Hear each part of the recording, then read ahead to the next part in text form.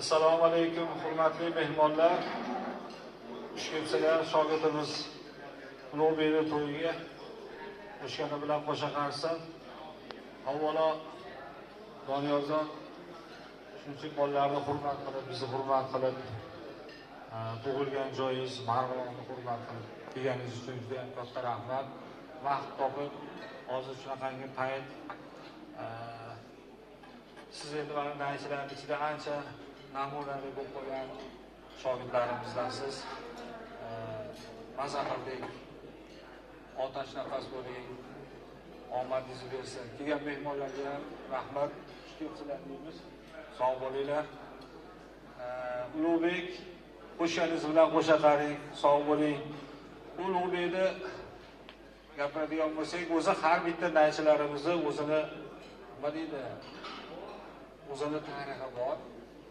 Ulug'bekni o'zi shakllanishida opasi Risolaxonda juda ham katta hissasi bor.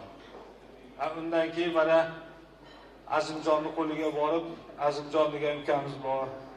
Uni qo'lida naytni ushatgan Azimjon bo'ladi. Azimjon ushlab bo'lgandan keyin biz ishlov berganmiz. Bizga kelgan, biz ishlov berib, yaxshi bo'lib, ana endi poytaxtga jo'natganimizdan keyin nima deydi? O'smalarni qo'yib, chiroyli bezaklarini bergan odam Doniyorjon bo'ladilar. Sog' bo'ling, salomat bo'ling. Shu kecha kelgan, shu yoshgacha kelib, shuncha san'atkor bo'lishiga sababchi bo'lgan ota-onalariga rahmat, ustozlariga rahmat. Sog' bo'ling, salomat bo'ling, qo'shganingiz bilan qo'sha qaring.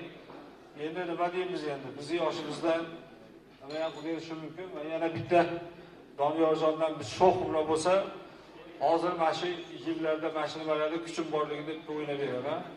Keyin o'ynamay qolishim mumkin. Sog' bo'linglar, salomat bo'linglar. Doniyorjon bitta